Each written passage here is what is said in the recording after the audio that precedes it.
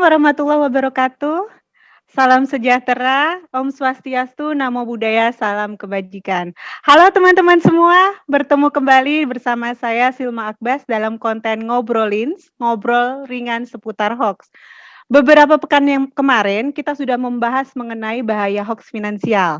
Nah, karena banyaknya permintaan dari teman-teman untuk melanjutkan konten kemarin gitu, bahasan kemarin, maka kali ini kita kembali membahas hoax finansial dengan tema bagaimana agar tidak terjebak hoax investasi. Nah, seperti teman-teman ketahui nih, akhir-akhir ini tuh sedang marak sekali yang namanya hoax investasi.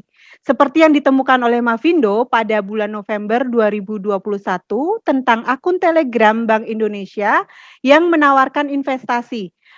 Dari hasil penelusuran Mavindo, ditemukan akun Telegram dengan nama Investor Bank Indonesia. Mereka masuk ke hoax dengan kategori konten tiruan. Parahnya nih teman-teman, akun tersebut, telah memiliki anggota sebanyak 61.823 orang. Lumayan banyak ya. Nah, melansir dari situs resmi Bank Indonesia, bi.go.id, pihak BI menegaskan bahwa Bank Indonesia tidak pernah menawarkan kegiatan investasi online dalam bentuk apapun dan melalui medsos manapun. Jadi segala informasi resmi terkait BI dapat didapatkan melalui nomor pusat layanan 131 situs resmi Bank Indonesia, bi.go.id maupun dari media sosial Bank Indonesia. Nah, melihat kasus tersebut nih teman-teman, tentu saja ini sangat berbahaya dan merugikan sekali ya. Oleh sebab itu, pada kesempatan kali ini kita akan membahas mengenai hoax investasi bersama para pakarnya langsung. Kali ini ada 2 narasumber nih teman-teman. Yang pertama nih narasumbernya, udah pasti teman-teman tahu nih, wajahnya familiar banget saya yakin gitu ya, karena sering warawiri di berbagai event. Dan saya yakin teman-teman pasti udah sering banget ikut acara beliau. Ada Mas Septiaji Eko Nugroho atau Mas Aji atau Mas Jack ya. Beliau ini adalah Ketua Presidium Mavindo. Halo Mas Jack. Mas Aji aja apa Mas Jack nih? Halo Mbak Silma, ya apa kabar? Baik, Mas Jack gimana nih kabarnya? Alhamdulillah baik ya. Salam juga Mas Dani, semoga sehat selalu. Mau sepedaan kemana lagi nih Mas? Kemarin kan habis muterin Bali nih. Saya masih di kampung aja Mbak, di Wonosobo. Oh, di Wonosobo. Enak ya Mas, kok nggak di Jogja sih Mas? Iya belum, Oke, tapi sehat ya Mas ya, kondisi Mas Alhamdulillah sehat. keluarga. Alhamdulillah. Oke, kita lanjut ke narasumber yang kedua nih. Beliau ini adalah seorang personal finance blogger atau bisa disebut financial influencer. Mungkin teman-teman sering lihat nih konten-konten beliau di Instagram soal investasi dan finance. Biasa dipanggil Mamat. Konten-konten beliau ini selalu lugas, on point, terutama untuk teman-teman yang baru belajar financial planning dan investasi. Coba, tahu tadi udah disebut Mas Dani ya, Mas Aji, sorry, ada Mas Dani Rahmat.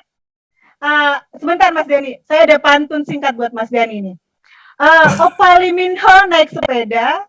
Halo Mas Dani Rahmat, senang sekali bertemu dengan Anda. Halo Mas Silma, selamat malam. Malam, apa kabar? Mas Silma. Alhamdulillah. Apa kabar Mas Dani? Alhamdulillah sehat. Posisinya di mana sih Mas Dani sekarang? Saya di rumah di Tangerang Selatan. Oh, saya di Jaksel Mas. Lagi sibuk apa nih Mas? Kayaknya padat banget acaranya Mas Dani ya.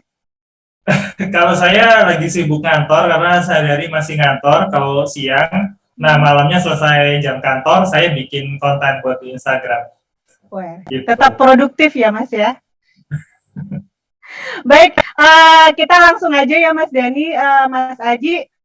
Jadi gini nih, kalau kita berbicara mengenai hoax investasi, tentu kita akan membahas fenomena yang terjadi saat ini, di mana orang-orang tuh berbondong-bondong ingin melakukan investasi. Entah itu karena FOMO atau memang karena mempelajari itu dan udah siap gitu kan dengan resikonya yang ada untuk investasi gitu kan. Nah, kira-kira seperti apa nih Mas tanggapannya terkait fenomena ini? Silakan Mas Aji dulu kali ya. Ya, baik Mas Irma. Ya, tentu saja di era media sosial, di mana informasi ini banyak beredar, banyak peluang yang muncul ya, tentu saja. Jadi banyak ilmu yang bisa kita pelajari di sana tentang bagaimana kita bisa mengelola finansial kita. Jadi kita bisa belajar dari mungkin pengalaman kawan-kawan kita tentang bagaimana mereka melakukan investasi. Nah, sebenarnya di satu sisi ada banyak hal baik ya. Mungkin juga kalau tanpa adanya media sosial, kita juga mungkin sulit ya belajar tentang masalah literasi finansial, karena kita di sekolah sendiri juga mungkin pembelajarannya sangat terbatas gitu. Tetapi juga yang harus kita pahami adalah ternyata ranjaunya banyak banget gitu ya. Jadi di satu sisi ilmu yang bermanfaat itu banyak, tetapi ranjaunya di mana kemudian potensi ketika ada jebakan-jebakan ya, yang tadinya kita anggap ini adalah peluang baik nih. Oh, katanya ini kalau kita naruh uang di situ, nanti kita bisa dapat bagi hasil yang wow tinggi nih kalau dibandingkan dengan kita nyimpen di bank yang mungkin rate-nya 5-6% gitu ya, itu bisa jauh lebih tinggi gitu ya. Nah, yang seperti ini kadang-kadang menggoda kita, dan ketika kita tidak punya basis keilmuan yang cukup ya, dan tingkat kewaspadaan yang baik, dan kita juga mungkin belum familiar dengan apa sih ciri-ciri investasi yang aman dan kredibel, dan mana sebenarnya investasi yang abal-abal. Nah, disitulah korban mulai bertumbangan, dan ternyata dari pengamatan kita sangat banyak ya, banyak yang kemudian menjadi korban dari berbagai macam isu hoax finansial. Dari yang paling sederhana, seperti misalnya ditawari di sebuah SMS, ini loh Anda dapat hadiah gitu ya, Anda dapat voucher makan gratis di McDonald gitu ya. Kecil sederhana, tapi menarik. Siapa sih yang nggak doyan gitu ya McDonald gitu. Kemudian dia klik gitu ya linknya. Ternyata kalau dia klik linknya, itu ternyata nanti kita akan diminta dengan berbagai data-data pribadi yang kebetulan nanti kita McDonald-nya nggak dapat gitu ya, tapi data-data kita hilang dan kemudian dimanfaatkan. Itu yang sederhana. Yang lebih kompleks lagi atau yang lebih serius lagi adalah ketika misalnya ada yang menjanjikan kalau Anda nanam di sini, maka Anda akan mendapatkan bagi hasil setiap harinya misalnya 3% gitu ya. 3% setiap hari, gede banget nih. Dia mungkin mencoba dengan naruh uang 1 juta, bisa jadi waktu itu dia dapat hasilnya 3% sehari itu. Tetapi kemudian dia nambah, ternyata dia naruh sampai 10 juta, bablas deh gitu. Dan dia bingung kemudian, saya mau lapor kemana gitu ya, ke polisi, bisa nggak, kemana, teriak ke media sosial gitu ya, malah mungkin hanya diketawain sama orang lain.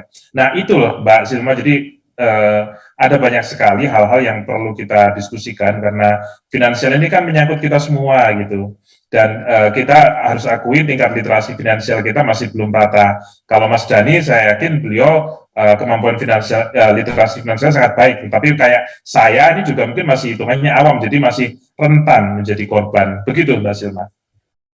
Oke. Kalau Mas Denny gimana Mas Denny?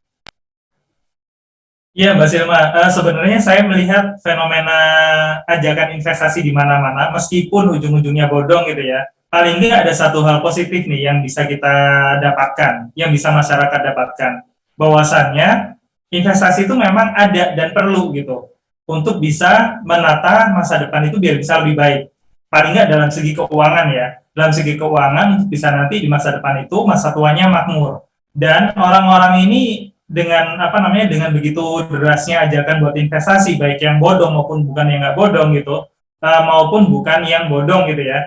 Nah mereka ini jadi aware, oh ternyata bener ya, kalau nyimpen duit itu jangan cuma di bank, jangan cuma mending masih di bank, jangan cuma di rumah di celengan gitu kan, karena masih banyak banget masyarakat kita nyimpen duit itu di bank dan di celengan gitu.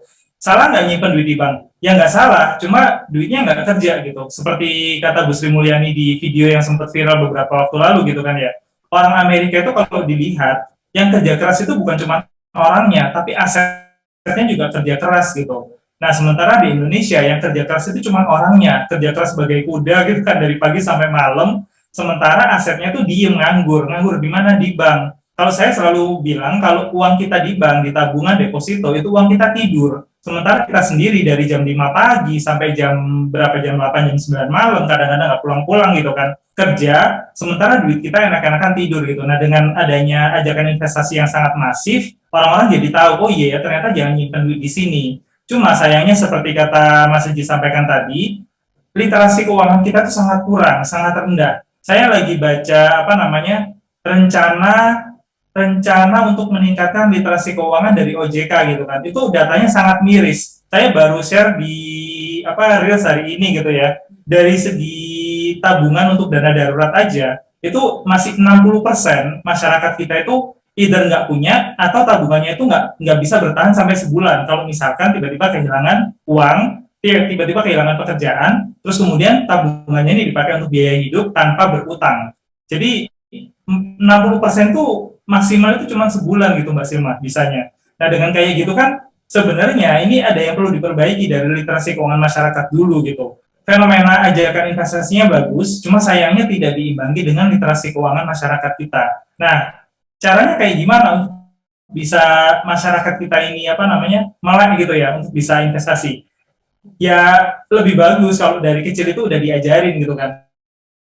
Tapi paling enggak ini sedih tapi paling enggak akhirnya jadi masyarakat paham, oh ternyata meskipun investasi itu benar adanya, ada investasi yang benar dan ada investasi yang enggak benar.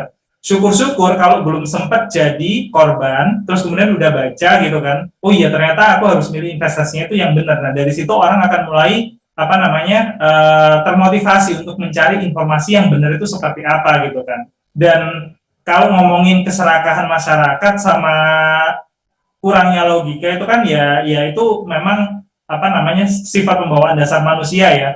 Siapapun pasti pengen cepat untung dan siapapun pasti pengen punya duit banyak gitu. Nah cuma dengan maraknya berita semuanya itu pasti ada hikmahnya. Kejadian-kejadian buruk yang menimpa ini paling nggak jadi aware nih masyarakat owner ya. Aku jangan sampai ikutan yang duitnya hilang gitu. Karena ketika kita berinvestasi terus kemudian salah nempatin duit kita itu di investasi yang salah, investasi bodong maksudnya, terus kemudian ternyata akhirnya dibawa kabur dan sebagainya. Yang harus diingat sama masyarakat itu adalah bahwasanya ketika uang itu sudah keluar dari rekening kita, itu kita sudah nggak punya kendali apapun dan kita sudah nggak bisa berharap apapun sama sekali. Kita lapor ke polisi pun, kita lapor kemanapun, begitu sudah dilaporkan, paling enggak dana kita tuh sudah nggak ada di rekening si penipu gitu. Jadi makanya masyarakat itu perlu banget buat berhati-hati untuk memilih sebelum uangnya keluar dari rekening itu, ini ngecek bener nggak nih investasi yang yang diikutin gitu. Kalau menurut saya sih gitu Mbak Silma. Jadi bagus tapi ada catatannya gitu. Jadi investasi itu perlu, tapi kita harus pintar-pintar cari referensi gitu ya Mas ya, memperkaya literasi investasi kita gitu, jangan sampai masuk ke lubang investasi bodong gitu ya Mas ya. Oke. Betul. Baik, sekarang pertanyaan ke Mas Aji ya. Bagaimana nih Mas dengan temuan rekan-rekan di Mavindo terkait hoax investasi ini dan seberapa besar dampaknya bagi masyarakat Indonesia? Iya, kalau saya kebetulan Mbak Silma itu setiap hari Sabtu sore kan mengasuh program Cek Fakta ya di RRI Pro 3 FM. Itu setiap pekan itu hampir selalu ada barang 4 atau 5 hoax terkait finansial yang ditemukan di minggu itu. Dan itu masih belum semuanya. Jadi masih ada banyak lagi isu-isu terkait finansial yang ternyata sebenarnya adalah hoax yang beredar di berbagai kanal, baik itu di media sosial seperti Facebook, Instagram, TikTok, dan juga di kanal-kanal privat seperti grup WhatsApp ataupun juga yang sedang ramai itu di grup Telegram. Nah, jadi kalau kita lihat ya, berbagai macam hoax yang beredar itu sedikit banyak menyesatkan masyarakat ya. Jadi kalau misalnya OJK sempat mengatakan gitu ya, dalam hitungan 2 tahun terakhir saja itu kan ada lebih dari 10 triliun uang masyarakat yang menguap gara-gara mereka salah naruh investasi ke skema-skema investasi yang tidak sesuai gitu ya, yang abal-abal. Yang kemarin mungkin baru ramai ya dibicarakan, orang menganggap bahwa kalau apa namanya yang binary option itu sebagai salah satu bentuk investasi gitu. Dan ternyata yang ikut ke sana tidak sedikit gitu ya, karena sebelum-sebelumnya banyak yang menyebutkan bahwa binary option itu adalah trading, adalah seperti halnya kalau kita jual beli saham gitu ya.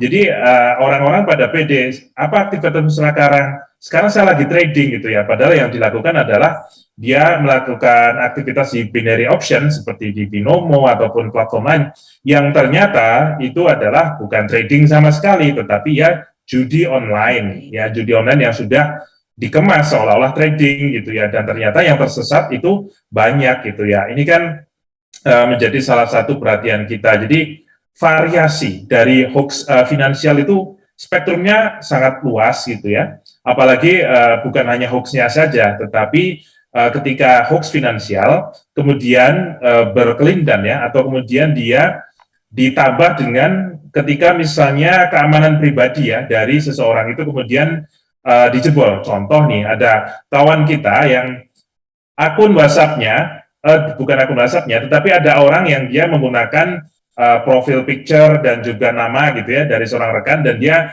mengklaim sebagai seorang tokoh, dan dia menawarkan, ini loh, saya jualan ini logam mulia ya, emas dari Antam, harganya miring. Sekarang ini kan kalau tidak salah per 100 gramnya kan sekitar 9 juta ya. Dia nawarin cuma 6 juta gitu ya.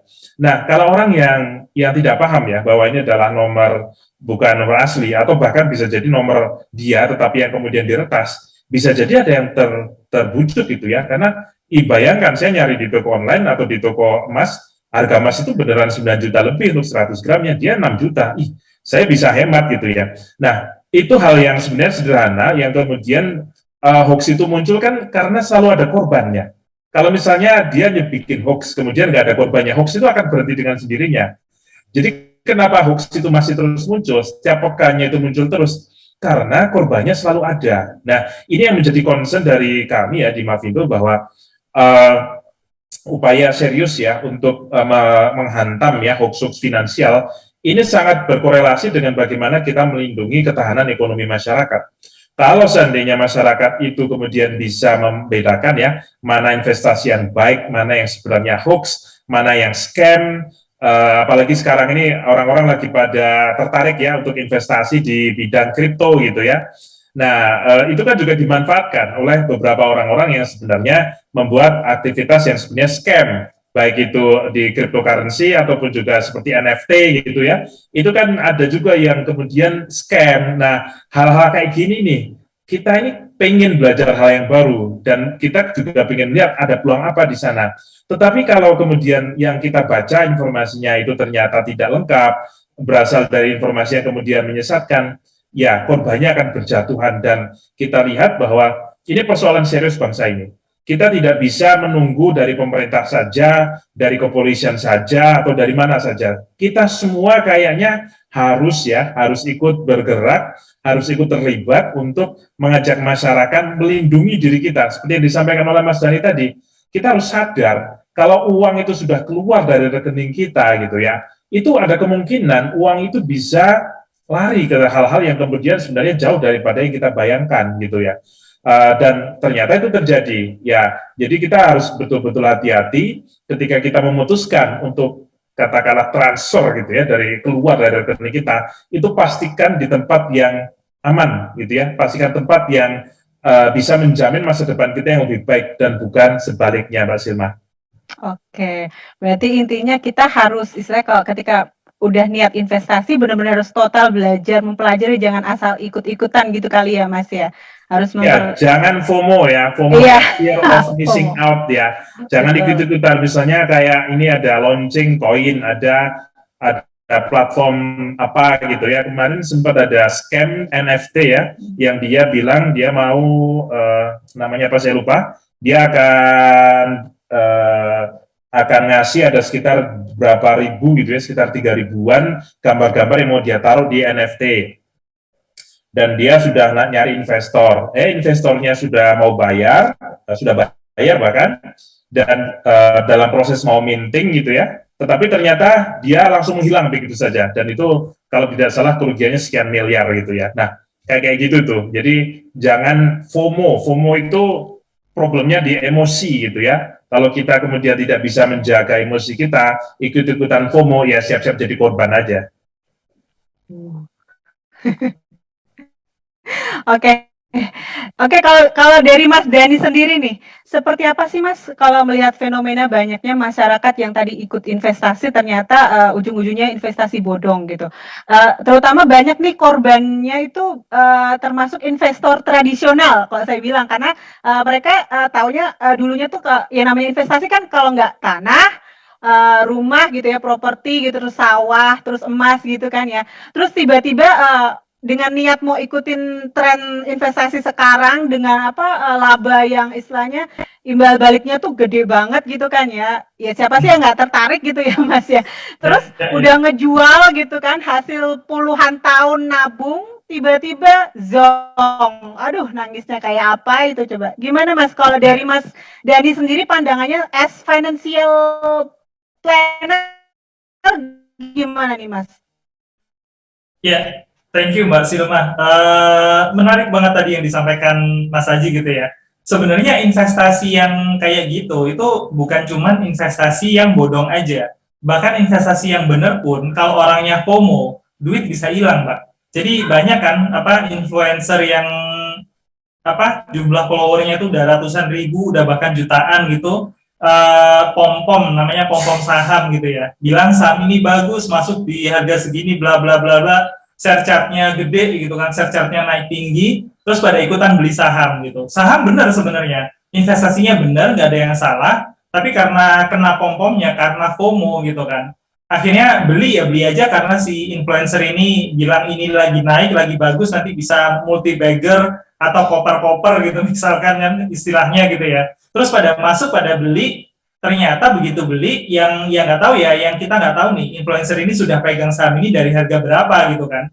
Terus kemudian begitu pada masuk, orang-orang harganya naik, si yang pegang ini, bandarnya di dalamnya ini, keluar. Begitu banyak dijual gitu kan, hukum permintaan dan penjualan berlaku. Kalau banyak yang jual, yang belinya dikit, ya harga pasti turun. Yang udah kadung masuk di harga pucuk, ya udah kena gitu. Investasinya nggak bodong sebenarnya. Tapi karena FOMO tadi, karena nggak mau cari tahu, ya mereka kena. Dan si para influencer ini, saya nggak menyebut diri saya influencer ya Pak ya, tapi saya bikin konten untuk bisa mengedukasi teman-teman gitu. Selalu memang benar bilang kalau disclaimer on gitu.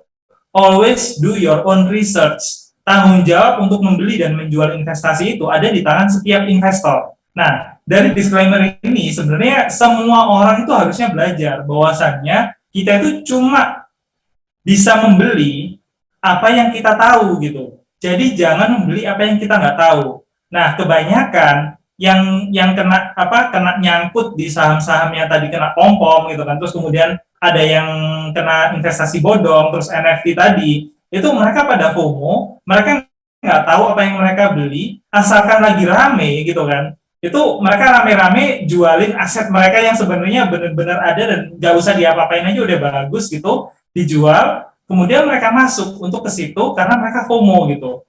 Nah ini kemarin lucu saya waktu baca salah satu konten tentang NFT gitu ya. NFT dan Metaverse ini seolah-olah di Indonesia sekarang itu jadi kayak tren roti artis kekinian, versi baru gitu.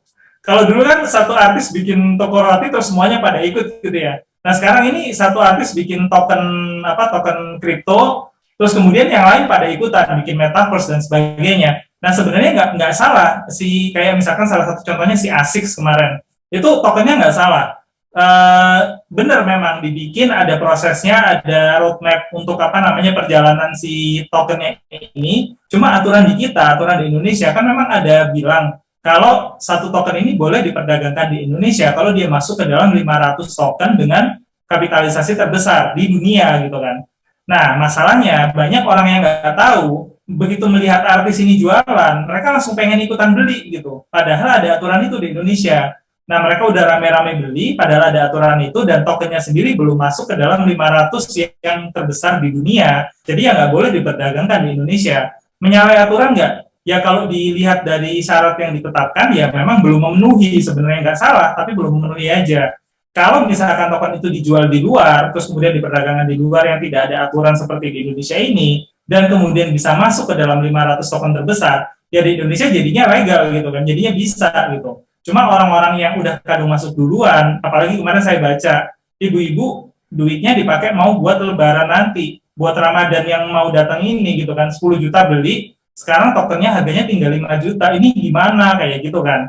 Nah, tanggung jawab ini sebenarnya nggak cuma ada di tangan yang punya duit gitu, karena yang punya duit masyarakat ini kan mereka juga nggak tahu. Nah, sebenarnya tugasnya orang-orang yang ngajakin ini, kalau misalkan memang yang diajakin itu investasinya benar, barangnya emang benar, tugas mereka buat edukasi, kasih tahu, ini loh barang ini benar, tapi ada aturan seperti ini A B C D E. Kalau misalkan kamu beli, resikonya itu di sini, di sini, di sini, di sini. Kalau kamu beli sekarang, resikonya ini gitu kan. Jadi orang itu begitu beli bisa dengan full awareness, bisa dengan full knowledge apa yang mereka hadapi. Jadi mereka tahu apa yang mereka beli gitu kan. Nah, masalahnya kalau kayak yang investasi bodong udah pasti yang si pihaknya ini nggak mau edukasi kan, karena niatnya mereka mau cari duitnya aja. Nah, kalau kayak gitu berarti tanggung jawab pertama itu ada di tangan masyarakat yang punya duit nih. Mereka itu harus beneran tahu apa yang mau mereka beli. Jangan beli barang yang kita nggak tahu. Kalau kita taunya emas, kita mau beli emas ya udah beli emas saja gitu. Terus kemudian kalau kita taunya emas ini emas yang fisik, ditawarin emas digital, ditawarin emas apa, kalau kita nggak tahu, ya jangan beli dulu. Bukan jangan beli ya, jangan beli dulu. Cari tahu dulu apa yang ditawarin. Kayak tadi misalkan, ditawarin emas 100 gramnya itu harusnya 9 juta, ditawarin 6 juta, ya harus dicari tahu dulu kok bisa 6 juta ini dapatnya dari mana gitu. Karena nggak ada yang namanya barang gratisan di dunia ini, mohon maaf sekali gitu ya, nggak ada yang namanya barang gratisan kecuali udara, air, dan segala macam sudah diberikan sama Tuhan ke kita gitu. Kalau yang lain-lain yang dibuat sama manusia, harus curiga dulu orang itu. Ini saya ngajarin orang curigaan nggak apa-apa ya. Paling nggak at least untuk mengamankan duitnya dulu gitu. Menurut saya gitu sih, Mbak. Jadi intinya ini ya Mas, kita jangan membeli apa ya istilahnya kucing dalam karung gitu ya. Jadi kalau umpamanya mau investasi benar-benar harus pelajarin, benar-benar harus tahu detail baru nyemplung gitu ya istilahnya. Oke. Nah, sebenarnya nih kalau kita bahas hoax investasi atau investasi bodong nih Mas Aji dan Mas Dani ya. Ini kan sebenarnya udah lama ya kalau di Mavindo kan istilah hoax investasi itu udah kayak kisah lama bersemi kembali gitu kan ya. Tapi sekarang kan jadi bahasan sehari-hari nih. Kalau dulu kan ada Koperasi Pandawa ya Mas Dani ya. Koperasi Pandawa, terus ada investasi kebun kurma ya. Nah, kalau sekarang tadi kayak Mas Aji bilang yang lagi rame ini adalah afiliator binari, terus yang terakhir kemarin tuh ada investasi Alkes. Nah, anehnya nih Mas Aji dan Mas Dani nih, bukannya makin berkurang gitu ya, kalau kita mau belajar dari pengalaman-pengalaman kasus hoax investasi kemarin gitu ya, justru makin banyak gitu korbannya. Dan nilainya juga bukan kecil gitu, udah sampai triliunan gitu kan. Nah, yang sedihnya adalah justru pandemi COVID ini tuh jadi kayak ajang memanfaatkan kesulitan masyarakat. Jadi orang-orang udah istilahnya udah irasional gitu kan, nggak bisa mikir, ikut aja, jadi kayak FOMO gitu kan. Nah, kira-kira kenapa ya Mas? Mereka tahu it's too good to be true gitu ya. Kalau dipikir-pikir nih ya, logisnya aja nih, laba 5-10% kayaknya tuh nggak logis banget gitu ya. Karena kan deposito bank aja 2, ya kalau nggak salah Mas. Ini dengan nilai segitu, tapi mereka tetap aja mau gambling gitu loh. Udah istilahnya, saya berani gitu, naruh uang segede itu di situ gitu. Kira-kira apa penyebabnya nih, Mas Aji? Mas Aji dulu deh, coba Mas Aji. Baru Mas Aji, silakan. Penyebabnya ya pertama tentu saja karena belum semua dari kita itu mendapatkan pendidikan atau edukasi tentang literasi finansial yang cukup. Karena faktanya kita di sekolah memang belajar sedikit sekali tentang hal ini, dan mungkin budaya untuk bicara tentang isu finansial itu juga belum ramai dilakukan katakanlah di meja makan keluarga gitu ya. Mungkin masih jarang keluarga yang kemudian membahas secara serius gitu ya tentang isu-isu finansial. Jadi sekarang kemana kita belajar gitu ya? Di sekolah tidak gitu ya, tidak cukup mungkin ya. Di rumah juga mungkin jarang. Nah, di mana? Nah, ini yang repotnya adalah ketika kita mendapatkan asupan informasi yang saat ini banyak beredar dari media sosial. Nah, dan ketika informasi di media sosial ini kan berbeda dengan informasi yang dulu berasal dari media-media pers saja. Ketika sebelum ada media digital, kita kan baca dari koran, baca dari majalah, radio, televisi, yang informasinya bukan berarti selalu benar ya, tetapi kan relatif bisa dipercaya. Sekarang kita masuk di era digital, ketika kemudian belum semua dari kita itu bisa melakukan filtering dengan baik. Mana sumber informasi yang bisa dipercaya, dan mana sumber informasi sebenarnya tidak jelas gitu ya. Dan dengan bertambahnya waktu ya, memang yang menjadi masalah adalah skema-skema orang ya untuk mengakali dengan berbagai teknik ya, baik itu penipuan asli, penipuan yang tanpa tedeng-aling-aling, ataupun juga skema money game ataupun ponzi yang dia kemudian diperhalus gitu ya dengan berbagai cara, itu semakin variasinya semakin banyak gitu. Kalau dulu ya sebelum era digital mungkin kita kenalnya itu tadi ada Koperasi Pandawa gitu ya. Masuk era digital kita kemudian dibingungkan dengan ini ada skema MMM katanya. Kalau kita nanti masukin uang nanti kita juga akan dibantu gitu ya. Provide help, get help gitu ya. Itu bebannya juga banyak banget itu. Saya yakin itu bisa ratusan miliar itu. Kemudian juga yang sekarang juga ramai itu adalah ketika skema money game atau ponzi dia berkedok MLM gitu ya. Karena kan kalau dulu money game ya money game aja. Misalnya kita naruh uang di Pandawa itu kan full money game. Yang kita taruh uang, ekspektasi kita uang. Tetapi kemudian itu diperhalus gitu ya. Kita ini tidak seolah-olah tidak money game gitu ya. Karena kita beli barangnya barang dalam jaring MLM. Tetapi tanpa disadari itu bahwa barang yang dijual melalui jaringan MLM itu bukan barang umum, artinya kalau dijual di pasar gitu ya nggak ada yang beli gitu. Hanya orang-orang yang di dalam jaringan itu saja yang beli gitu, dan harganya sudah di markup gitu ya. Katakanlah misalnya harga aslinya 100.000, tapi kita rela bayar 1 juta gitu ya. Nanti dengan iming-iming kamu nanti dapat penghasilan pasif gitu ya selama sekian, dan nanti kalau sudah mendapatkan penjualan atau member sekian, nanti kamu bisa dapat hadiah mobil, dapat hadiah rumah gitu ya. Nah, yang seperti itu, yang sepertinya literasi finansial dikombinasikan dengan literasi digital yang belum merata, itu menjadi salah satu faktor. Tetapi mungkin yang kedua itu adalah media sosial itu memang menggoda kita untuk FOMO gitu. Jadi kalau kita lihat teman-teman kita, ini saya sudah lagi nanam uang nih di sini nih, saya baru dapat nih kembalian nih dalam hitungan ini aja saya sudah dapat mobil gitu ya. Ya siapa yang tidak gampang tergoda gitu ya, karena mobilnya memang ada, wujudnya memang ada gitu ya. Atau yang gampang lah, yang dulu yang rame itu adalah ketika orang bayar 14 juta itu bisa berangkat umroh gitu. Padahal rata-rata kalau orang umroh itu minimal 20 juta lah gitu. Ya, tapi kok ini bisa 14 juta. Nah, dia kemudian membuat rasionalisasi. Ini karena kita sudah efisien, kita sudah punya jejaring, kita punya model untuk diskon dan lain-lain, sehingga dengan 14 juta Anda bisa berangkat umroh gitu ya. Dan kemudian sesudah itu skalanya besar, barulah yang namanya money game atau ponzi itu kan pasti akan meledak gitu ya.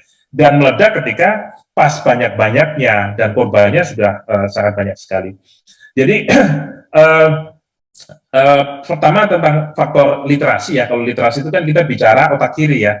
Tetapi yang kedua itu adalah bicara otak kanan dari sisi aspek psikoemosional, itu adalah ketika media sosial itu gampang sekali menggiring kita ke sana. Nah, kemudian yang ketiga tentu saja karena di era media digital ini, trust kita dari masyarakat kepada institusi resmi itu semakin berkurang. Mau institusi apa saja, mau institusi pemerintah, mau institusi media, mau kepada para pakar akademisi itu berkurang. Kita kadang lebih cenderung lebih percaya kepada orang-orang yang followernya banyak. Ya contoh saja ini yang menjadi afiliator binary option itu di media sosial itu followernya bisa sampai 1 juta 2 juta loh. Bayangkan gitu ya. Mungkin akademisi yang dia katakanlah dosen gitu ya di bidang akuntansi di masalah yang mau memahami masalah ini, mungkin kalaupun ada dia mungkin followernya cuma berapa ratus, berapa ribu doang gitu, nggak imbang gitu. Nah jadi inilah media sosial itu kadang-kadang mengelabui kita seolah-olah bahwa kalau kita dengar dari orang yang followernya banyak itu berarti lebih benar daripada mereka-mereka yang followernya sedikit, padahal tidak demikian. Nah, mungkin ya itu saling kombinasi ya, dan ditambah juga dengan ini ya, saya melihat bahwa platform-platform yang sebenarnya ilegal itu juga masih mudah gitu ya untuk beriklan di media sosial di Indonesia. Jadi saya lihat misalnya ketika saya buka beberapa aplikasi media sosial itu kadang-kadang iklan-iklan seperti binary itu masih bisa masuk gitu ya. Jadi ini juga menjadi kendala ya. Artinya kalau misalnya kita sering dibumbui dengan iklan, apalagi dengan cerita-cerita nanti Anda bisa dapat gini-gini, ya kita bisa jadi tergoda. Jadi memang masalahnya saya melihat tidak sederhana gitu. Dan sehingga pendekatan kita kalau kita memang ingin serius ya mengatasi isu eksponensial, ya upaya kita ini juga harus upaya komprehensif, kolaboratif, Mbak Silma. Jadi bukan salah sosial media aja nih Mas ya? Terlalu Salah kompleks satunya ya. aja itu. Salah satu. Oke, kalau Mas Denny gimana Mas Denny? Sorry, masih di mute, baru sadar. Nah ini apa namanya, zaman dulu perbandingan dengan sekarang gitu ya. Kalau zaman dulu itu orang susah banget nih untuk bisa financially literate, karena mereka nggak tahu harus nyari kemana, terus belajar kemana, itu susah banget. Kalau pengen tahu tentang saham aja, belajarnya itu jutaan harganya. Nah, dengan kayak gitu, orang jadi gampang ketipu kalau ada yang nawarin investasi dan sebagainya. Dipercepat ke sekarang itu informasi membanjir banget gitu kan. Ternyata efeknya tuh nggak jauh beda dengan ketika nggak ada informasi. Banjirnya informasi ini bikin orang jadi kayak seolah-olah lumpuh gitu. Seolah-olah nggak tahu saya harus yang mana nih yang harus saya percaya, apa informasi yang mana gitu kan. Dan benar tadi kata Mas Haji, pembicaraan di meja makan di ruang keluarga itu kurang banget karena uang itu masih dianggap sesuatu yang tabu. Banyak banget orang tua yang masih menganggap kalau uang itu adalah sumber segala kejahatan. Kamu jangan mikirin soal uang, jangan ngomongin soal uang. Kamu tahu apa sih tentang uang? Kamu masih anak-anak. Misalkan anak-anaknya yang udah ngerti tentang uang pun, ketika ngasih tahu orang tuanya, kalau saya ngalamin sendiri soalnya, kalau saya ngomongin uang dengan orang tua saya, mereka bilang, sekarang sih mereka udah mau dengerin ya. Kalau dulu mereka bilangnya, ya bapak ibu kan udah pengalaman, udah bekerja sekian tahun, udah tahu nih duit ini harus diapain. Kamu nggak usah ngomong soal duit ya sama bapak ibu kayak gitu loh. Nah, yang kayak gini-gini ini yang memang jadi penghambat untuk bisa kita menyebarkan informasi seluas-luasnya gitu. Nah, ketika mereka nggak mau diajakin ngomong tentang uang, terus informasi membanjir banget, dan benar tadi, mobilnya memang ada, duitnya memang ada. Saya dapat cerita dari teman saya, ada teman kantornya baru pensiun dengan uang 2 miliar sebagai uang pensiunnya, dan itu dimasukkan ke dalam skema-skema yang yaitu tadi 1 hari bisa untung 1%. Dan teman saya dipamerin, ini loh aku nggak nyampe sebulan udah dapat 100 juta. 10% dari 2 miliarnya itu, berapa 5% dari 2 miliarnya 1 minggu dapat segitu gitu kan. Terus teman saya nanya ke saya, harus ikut nggak? Kalau nggak ikut sayang nih, karena teman-teman udah pada ikut dan yang paling gede ini 2 miliar baru pensiun ngikut ke situ, dan memang dikasih lihat rekeningnya gitu. Saya bilang nggak ada.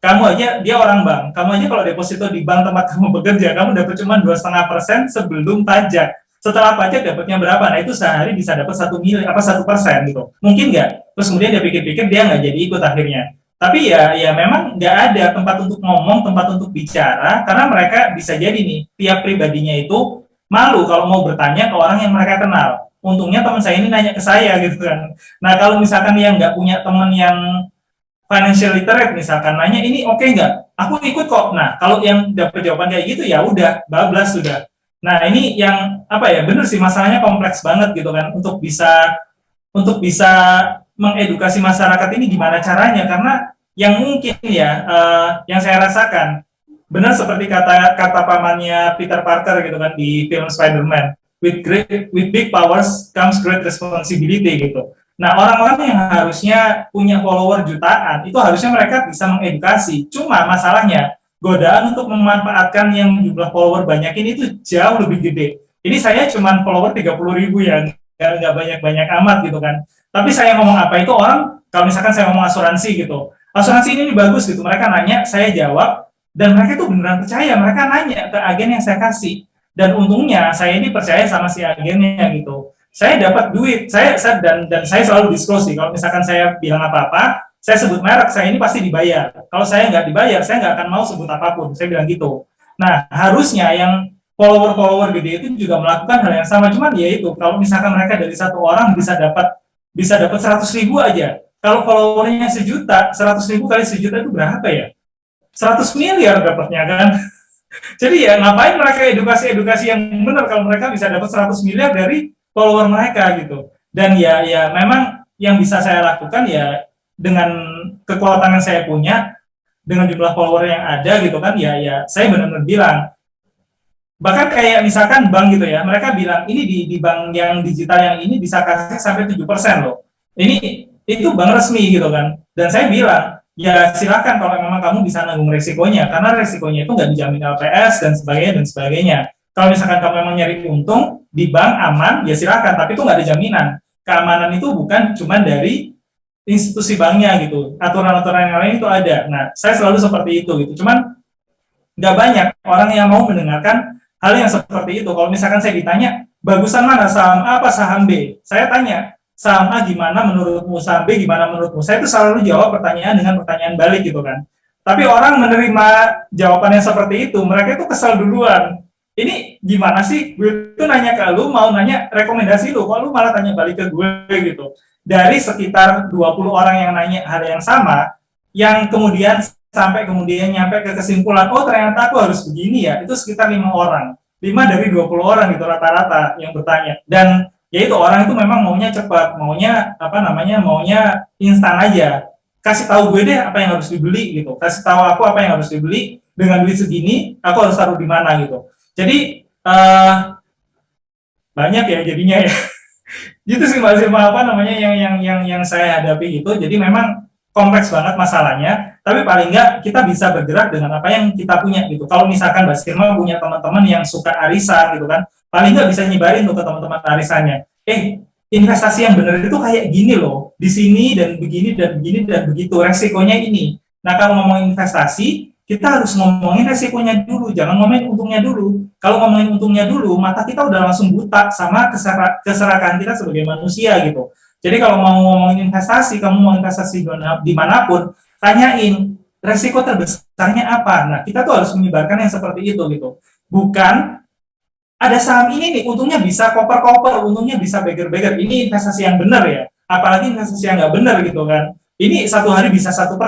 Nah, bukan itu dulu yang harusnya diomongin kalau ngomongin investasi. Harusnya ngomongin resikonya dulu. The worst that can happen to your money, what gitu, apa gitu yang bisa terjadi yang paling buruk sama duit kita kalau kita ngomongin investasi. Nah kalau misalkan kita bisa menerima itu, dan silahkan go ahead untuk beli investasinya. Kalau rela duitnya hilang 100% nggak balik sama sekali, ya monggo gitu. Nah kalau saya kan nggak mau tuh bisa hilang 100% kayak gitu, makanya saya nggak ikut yang binari-binari gitu. Saya saham paling turun 50%, ya udah saya beli, turun 50% saya beli lagi, perusahaannya masih ada, saya tahu gitu kan, ya saya bisa berharap untuk balik. Itu yang harus paling nggak itu dulu deh yang harus ditanamkan ke pikiran semua orang yang mau investasi gitu, resikonya dulu gitu sih Mbak Silma.